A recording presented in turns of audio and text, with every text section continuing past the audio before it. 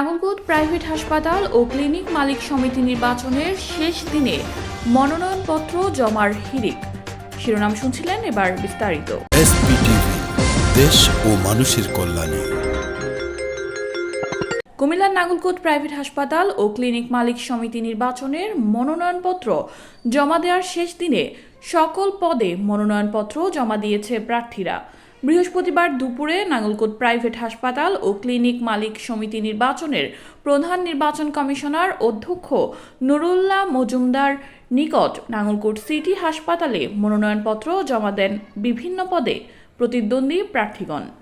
সভাপতি পদে মনোনয়নপত্র জমা দিয়েছেন জামানস ক্লিনিক ও মাইডার হোম ব্যবস্থাপনা পরিচালক মোহাম্মদ বশিরুজ্জামান।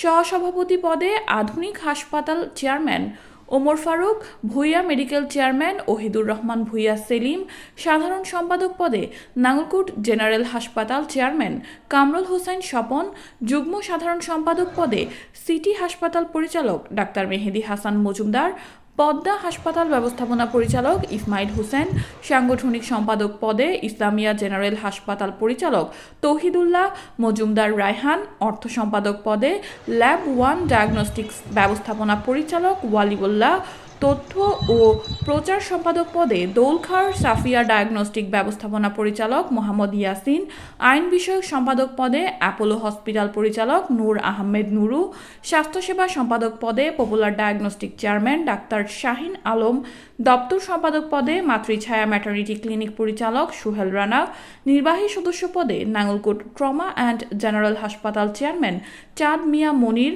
নোভা হাসপাতাল চেয়ারম্যান প্রভাষক তোহা হাসান ভূঁইয়া স্বাধীন, ঢালুয়া মেডিকেল ব্যবস্থাপনা পরিচালক কামরুল হাসান মিয়া সহ অন্যান্য প্রার্থীরা এ সময় মনোনয়নপত্র জমা দেন। 11/11/2025 তারিখ নাঙ্গলকোট প্রাইভেট হাসপাতাল ও ক্লিনিক মালিক সমিতির নির্বাচন। এই নির্বাচন উপলক্ষে 21/10/2025 তারিখ 15টি মনোনয়নপত্র বিক্রি করি এবং নাঙ্গলকোট প্রাইভেট মালিক সমিতির দায়িত্বপ্রাপ্ত চেয়ারম্যান, এমডি এবং পরিচালকগণ এই মনোনয়নপত্র ক্রয় করেন 5 তারিখ নির্বাচনে প্রতিদ্বন্দ্বিতা করার জন্য। আপনাদের কাছে আমার অনুরোধ এবং বিশেষ বার্তা হলো, এই নির্বাচনটা একটা সুশৃঙ্খল নির্বাচন যাতে হয় সে ব্যাপারে আপনারা আমাদের সহযোগিতা করবেন। নাঙ্গলকোট ইতিহাসে প্রাইভেট হাসপাতাল ও মালিক সমিতির নির্বাচন কখনো অনুষ্ঠিত হয়নি। এবারে প্রথমবারের মতো ভোটারের তালিকা অনুযায়ী আমরা সময় দিয়েছি, ভোটার তালিকা প্রণয়ন করেছি, সিডিএলে সর্বকিছু উল্লেখ আছে এবং চূড়ান্ত ভোটার তালিকা 39 জন ভোটার রয়েছে। আগামী 5 তারিখ এই 39 জন ভোটার প্রতিদ্বন্দ্বী প্রার্থীর পক্ষে বিপক্ষে ভোট প্রদান করবেন এবং তাদের সুষ্ঠু ভোটের মাধ্যমে আমরা নাঙ্গলকোট উলুম আফসারুল মাদ্রাসা কেন্দ্রে এই ভোট গ্রহণ করব।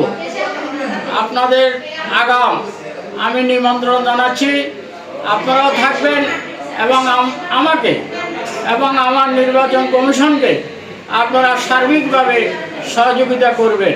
আসসালামু আলাইকুম প্রিয় সাংবাদিক ভাইয়েরা, আসলে আপনারা জানেন ইতিমধ্যে আমাদের নাঙ্গলকোট ক্লিনিক মালিক সমিতি নির্বাচন ঘোষণা করা হয়েছে গত 21 তারিখে বিজ্ঞপ্তি আকারে। আমরা সেই জন্য পুরো নাঙ্গলকোট থানায় যতগুলো হসপিটাল ক্লিনিক আছে এবং ডায়াগনস্টিক সেন্টার আছে সবাই ক্লিনিকের মালিক এবং বা যারা একটা সঠিক এবং সুন্দর ভোটার তালিকার মাধ্যমে আগামী 5 তারিখে নির্বাচনে ঘোষণা করেছেন নির্বাচন কমিশনার।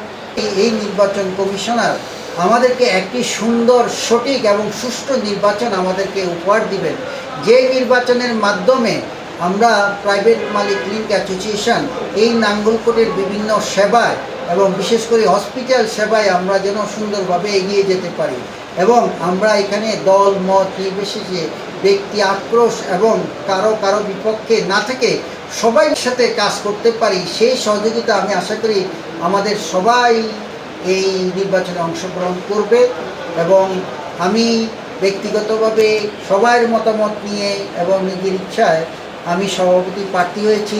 আমি আশা করি ইনশাল্লাহ এই যত ক্লিনিকগুলো নাঙ্গলকোটে আছেন, এই মালিক সমিতির আন্ডারে আছেন, সবাই একত্রিত যাকে ওনারা ভালো মনে করেন তাকে ওনারা ভোট দিয়ে সভাপতি, সেক্রেটারি এবং বিভিন্ন সাংগঠনিক সম্পাদক এবং বিভিন্ন পোস্টে ওনারা নির্বাচিত করবেন আশা রাখে। এবং এই যারাই নির্বাচিত হয়ে আসবেন তাদের মাধ্যমেই এই সংগঠনটি উপরের দিকে এগিয়ে যাবে এবং ভবিষ্যৎ সুন্দর একটি চলার পথ সৃষ্টি করে দিবে, যাহা নাঙ্গলকোট থানার জন্য খুবই সুনাম অর্জন করবে সব জায়গায় এবং সেবা ক্ষেত্রে বিভিন্নভাবে ওরা অবদান রাখবে।